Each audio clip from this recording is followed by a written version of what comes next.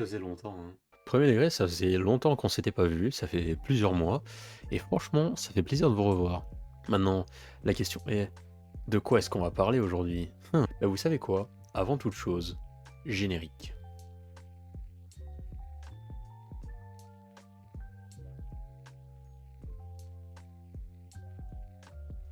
Bon, avant de vous parler de chaque petite étape que nous allons voir durant cette vidéo, on va subdiviser la vidéo en trois parties. La première étant l'environnement, la deuxième étant l'e-sport, et la troisième, c'est juste comment la chaîne va changer. Alors pour commencer, l'environnement, comme vous aurez pu le voir, le background c'est plus le même. Effectivement, j'ai déménagé et je suis dans un appart étudiant et ça change beaucoup de choses. Notamment le fait que déjà je suis complètement seul et que je peux faire un petit peu à ma guise, mais aussi juste que ça change complètement ma manière de vivre.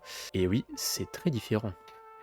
Ici, j'ai besoin de m'entretenir moi-même, je n'ai plus, ma famille pour vraiment trop m'aider par rapport à tout ça. C'est moi qui organise un petit peu mon quotidien et cetera. Donc ça change pas mal le dynamique de ma vie. Mais franchement, pour l'instant, ça va.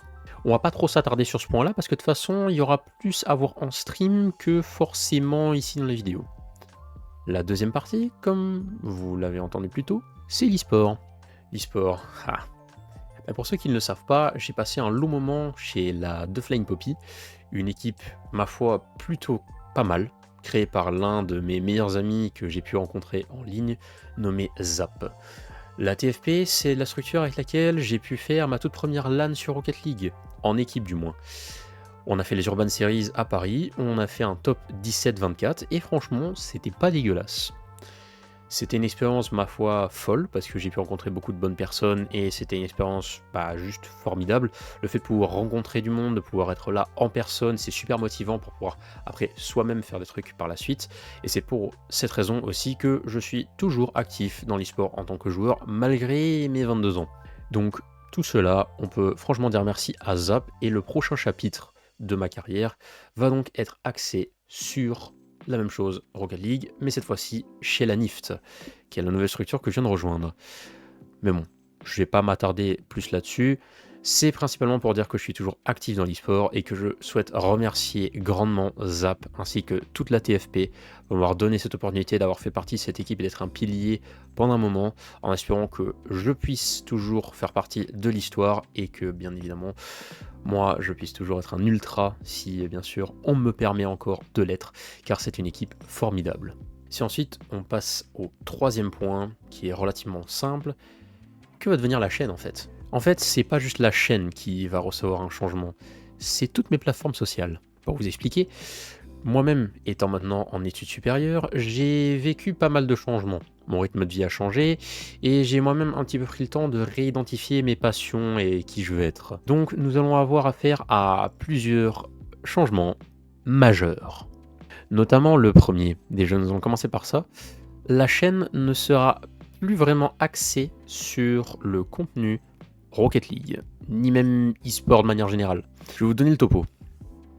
Il y a deux nouveaux types de vidéos, slash audio plutôt, qui vont sortir d'ici peu de temps. On aura deux types de podcasts qui vont commencer à sortir sur la chaîne. Vous n'y attendez pas à celle-là, hein.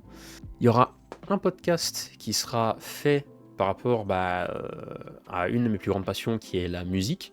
Et nous allons principalement parler de tout ce qui est en fait sujet musical slash thématique, on va dire ésotérique, un petit peu particulièrement ténébreux, sombre, on va dire.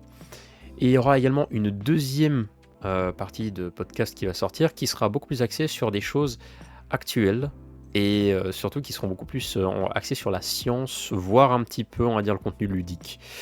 C'est-à-dire l'astronomie et les jeux vidéo un peu type horreur.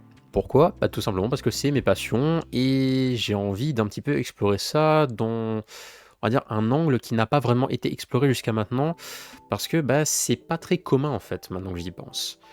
Donc c'est un petit peu mon moyen d'un petit peu changer ma manière de faire, un petit peu explorer de nouveaux horizons et pouvoir un petit peu tenter de nouvelles expériences, si vous voulez bien. Maintenant la question est, c'est quand est-ce que tout va avoir lieu en fait? Et bien en fait d'ici très peu de temps. Le premier podcast a déjà été enregistré et il va sortir d'ici peu de temps.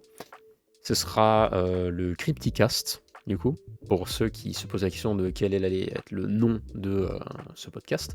C'est du coup celui-là sur la musique. Et ensuite, il y aura également le deuxième podcast qui sera du coup axé sur l'astronomie, voire les jeux vidéo d'horreur. Ça dépend parce que ça changera un petit peu de semaine en semaine et il y aura parfois des collaborateurs, parfois non. Celui-ci n'est pas encore enregistré, mais on va essayer d'en sortir un par semaine de chaque type. Donc vous aurez un petit peu de quoi vous régaler. Et moi un petit peu de quoi parler, bien évidemment. Et à côté de ça, selon comment le rythme de tout ça va avancer, je vais essayer, dans la mesure du possible, de faire des streams. Parce qu'il faut comme savoir que les études supérieures, ça prend pas mal de temps. Et moi-même, j'ai aussi d'autres choses à faire. Il y a la salle de sport, la famille, besoin de juste m'entretenir, la vie sociale, vous connaissez. Donc je vais pas forcément trop m'axer là-dessus, parce que c'est, je pense, assez clair. Mais au moins vous avez une petite idée de quelle tournure la chaîne va prendre d'ici les prochains temps. Donc moi, je n'ai pas grand-chose à vous dire de plus. Je vous souhaite une agréable journée, soirée, ça dépend d'où vous êtes. C'était Velt avec vous, prenez soin de vous, et à très bientôt.